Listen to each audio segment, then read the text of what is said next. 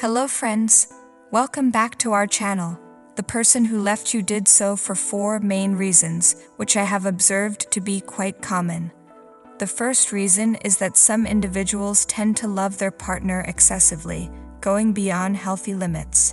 Their love becomes all-consuming, leading to an unhealthy dependence on their partner. They may even overlook their partner's inappropriate behavior. For instance, I've witnessed cases where one partner has cheated, yet the other person chose not to address it out of fear that their partner would leave them. This reluctance to confront issues can result in a toxic dynamic. Some people in such relationships even plead with their partner to stay, resorting to lowering their self-esteem. This behavior signals an unhealthy form of love. It's important to understand that excessively loving someone can be detrimental and can actually repel the person you're trying to keep close.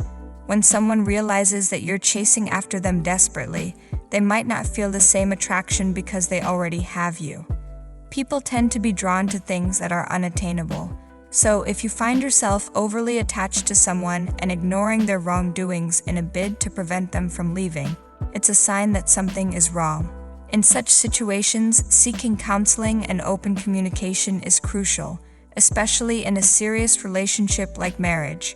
It's recommended to seek counseling before taking any drastic steps. If you're facing issues in any other relationship and believe that time has passed, it's wise to use your judgment and, if needed, seek assistance. The second observation I've made is, why do people who leave you decide to do so? It's often because we are constantly available to them. When they call or message us, we respond within seconds. When they call, we answer immediately, and our conversations tend to be lengthy. We make ourselves so accessible that we put aside our own priorities, whether it's work, exams, or other important commitments. There may be occasions when we can't take a call due to such commitments, but we fear that if we don't answer, they might feel offended. Some people become so attached to this level of availability that if you continue to be this accessible, they stop craving your attention. We tend to not value things that are always readily available to us. The third reason why partners leave us is because we constantly attempt to change them.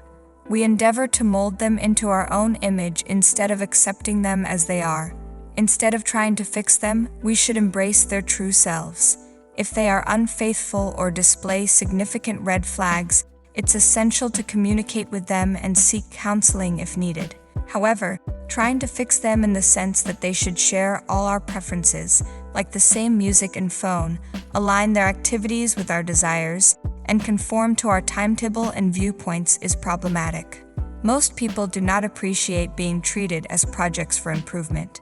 Some individuals even enter into relationships with the preconceived notion that they will change their partner after marriage, believing they can mold them to their liking. While certain adjustments are reasonable and necessary, expecting substantial changes from a partner, which are often unrealistic, can lead to dissatisfaction. When you accept someone into your life, it should be with an understanding of who they are, not an attempt to make them a carbon copy of yourself. Trying to make them identical to you removes the uniqueness and attraction of the relationship.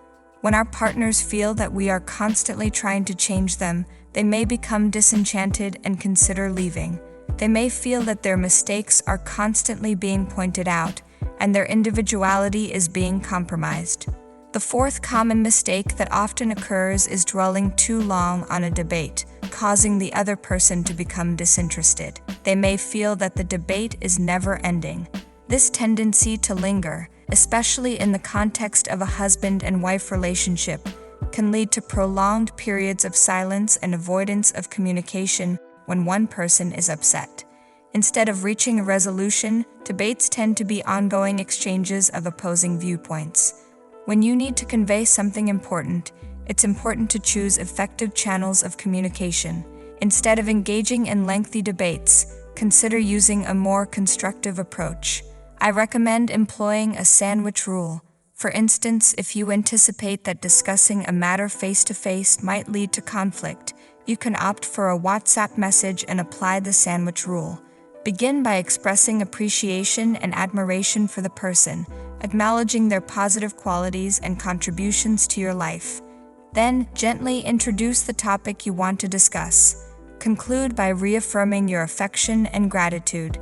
This sandwiching of constructive communication between layers of positivity can prevent hurt feelings and maintain a healthy dialogue. When you need to convey something important, it's best to be clear and direct from the start, avoiding misunderstandings and potential conflicts. These are the 4 common reasons why people may drift apart in relationships.